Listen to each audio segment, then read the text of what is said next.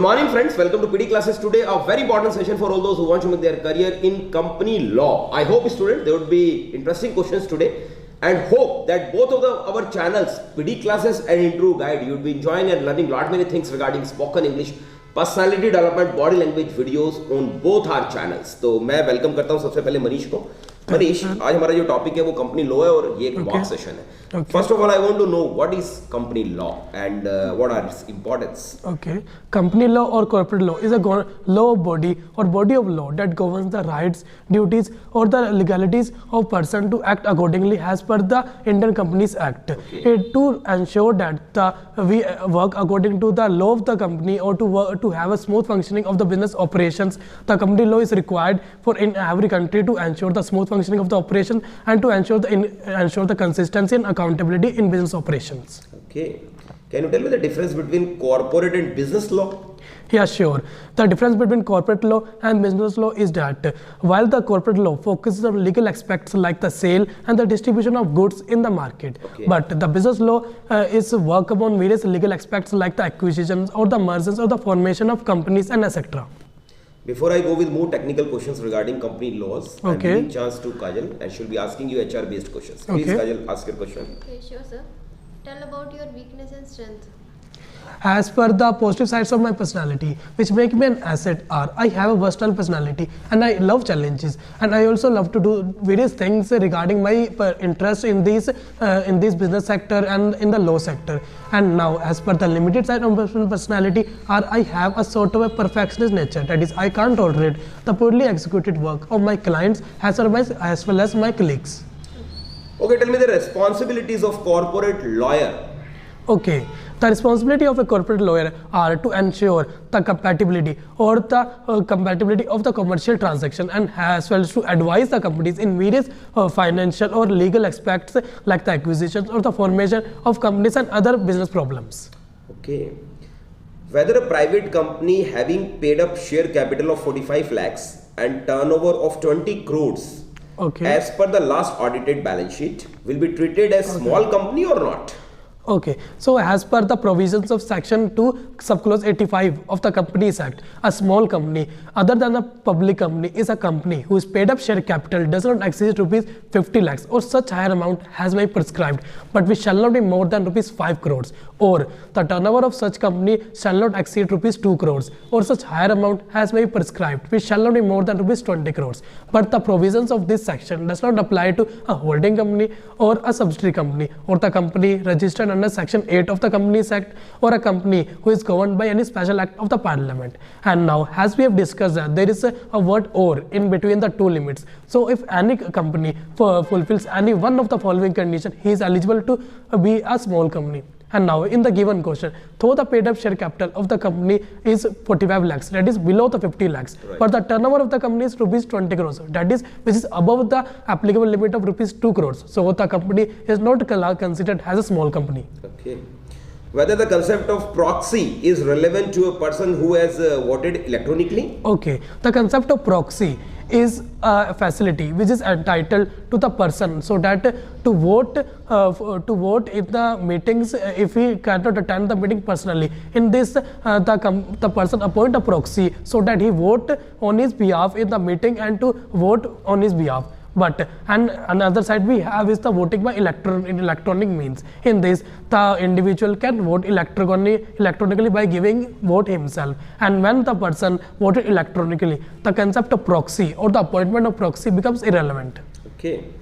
What are the skills you have to help to become a successful lawyer?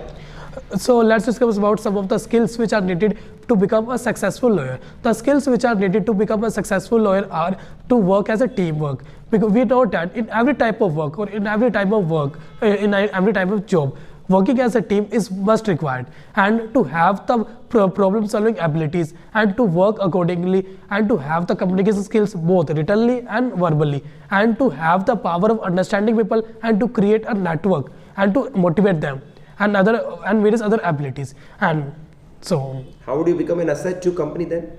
As I've discussed the various skills which are needed to become a corporate lawyer, and I do possess these skills and I apply these skills in your company to reach your company to higher level and thus would become an asset for your company. Okay, Kajal, have your question please. Yes, sure sir.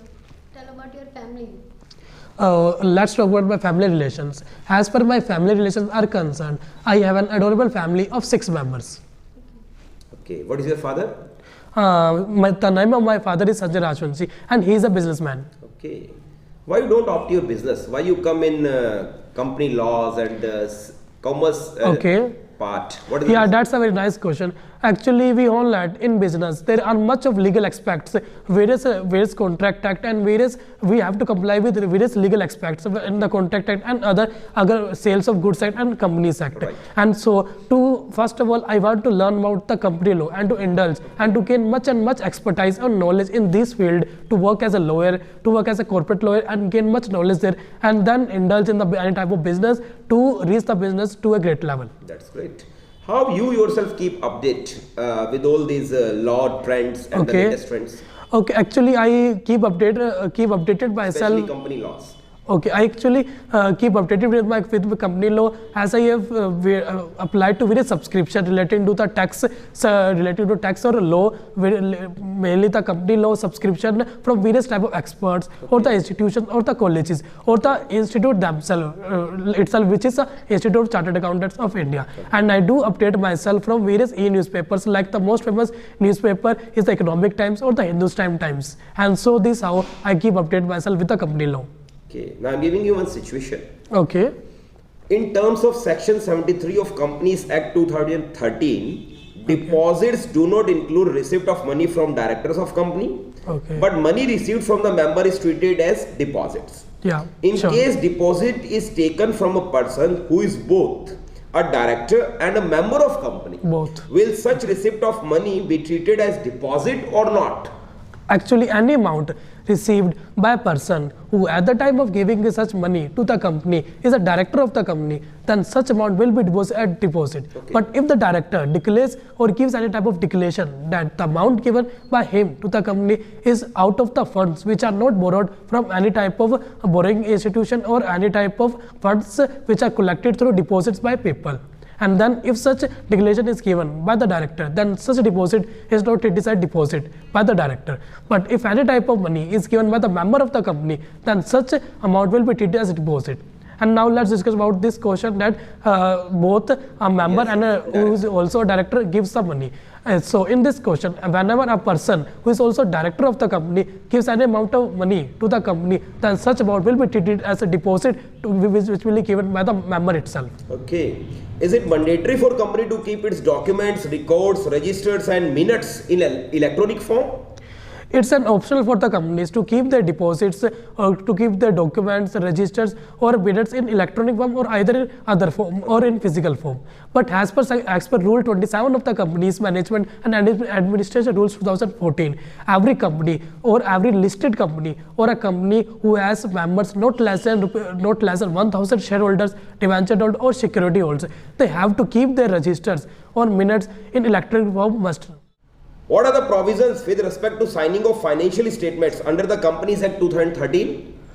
As per Section 134, subsection 1 of the Companies Act, the financial statements of the company should be signed by the chairperson, which is elected by the board of the directors or at least 2 directors, of whom one of shall be a managing director, and it is also signed by the chief executive officer, which is appointed by the board, and also the chief financial officer and a company secretary, which is appointed by the board whenever they are appointed. Okay. Yes, Kajal, have your question, please. Sure, sir. Okay, tell about your name meaning. Actually, I am Manish Asoci, and the meaning of my name is the god of the mind, or the one who handles things, first of all looking into its consequences and do a proper analysis and then act accordingly. Okay. There are certain corporate groups who run hospital and educational institutions. Will this be considered as CSR? Sir, if the hospitals and the education institutes are run by the company in their motive of business, then this would not be treated as CSR activity. But if these institutions, if the charity is given by company to this institution or the hospitals is not out of any kind of out of statutory obligation of the company, then this would be treated as a CSR activity. Okay.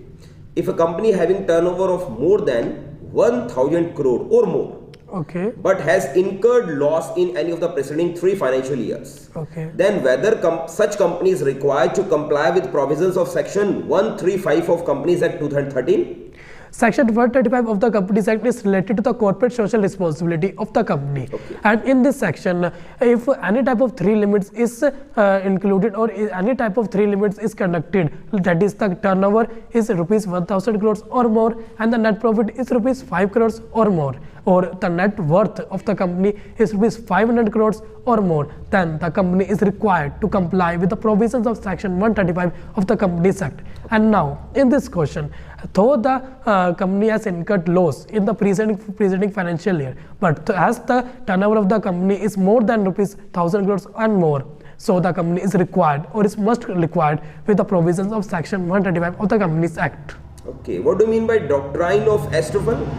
The doctrine of estoppel is an estoppel which disproves or which declines or which denies any person from denying the fact or anything to the contrary which he has constituted as truth, either by his actions or his deeds or any type of his representations. Okay. Yes, Kajal, have your questions, please. Okay, tell about your hobbies. As per the activities or as per the hobbies which I usually do in my free time are I love reading the various motivational books or various business related books or the law or tax related books, and I also love reading various types of journals relating to this, and I also love reading various types of motivational videos and the motivational stuffs, and I also love reading seeing the various Netflix series. Okay. Company ABC received a check from XYZ company. Okay. The AOA of XYZ company provided that checks issued by the company need to be signed by 2 directors and countersigned by the secretary. Neither the director nor the secretary who signed the check has appointed properly. Okay. The check issued was not valid. ABC sued the company for irregularities in procedure. Is ABC liable for relief? Yeah, that's a good practical question. Actually, the given case study is about the doctrine of indoor management. So, doctrine of indoor management is a doctrine which enables any person, as we know that any person is not presumed to have the knowledge regarding the internal proceedings of any company. And since the appointment of directors or the employees or its secretary is an internal matter or is under the internal management of the company, so it is not in the responsibility of the member or any kind of individual who is outside the company to have the knowledge regarding that. So if the appointment of the directors or secretary is not done properly, the member or the individual who is doing deposit or who is acting as a or who is outside the company giving money amount to the company, he is not liable to any kind of actions and he is liable to claim any compensation from the company. Okay. Why should we hire you where a lot many candidates are waiting in a queue? So why recruit only you? Okay, that's a very nice question. Actually, I am not aware of any of the knowledge or the caliber which any of the candidates who have applied or is waiting outside has. Okay. I can only tell you about my skills or my knowledge in this sector. As I have discussed later, I have much skills like I have a good communication skills and I love to understand people, their problems and to solve them. And I also indulge in various critical problem solving. And I also like to invest in my time in various matters related to the law. And I also love it various other events to discuss the problem of the people and to solve them accordingly. So I would think that I would be suitable for this job. Okay, why you applied only our company? There may be many competitors we have. Okay. So why you opted only us? I opted only to you because actually I have applied to various other institutions or companies before, and I have gained a lot, though I have gained a lot of experience or knowledge there. But I always wanted to work with your company because of your market credit or the market capitalize or the smooth working or healthy culture the company you have. Okay. And this fulfills all my esteem needs as well as my monetary needs and help me to growth my sector, growth my opportunity in this sector, and this interests me a lot. But suppose some other company will recruit you and will say that will give you more payment, more salary. Will you leave us? No. The exact answer of this question can be that if I thought given a monetary benefit more than provided by your company, but I think that the esteem needs which you fulfill, the happy working culture which your company provides cannot be provided by any other company. And if that company provides a working culture less than the culture provided by you, and but provides a monetary compensation higher than, I will definitely don't choose that option, because in my sense of humor, the esteem needs are more better than the monetary needs. Wonderful. Esteem needs are really the important needs as per the Maslow. Yes. Keep it up. Blessings to you. Nice talking with you. Thank you, sir. Thank you.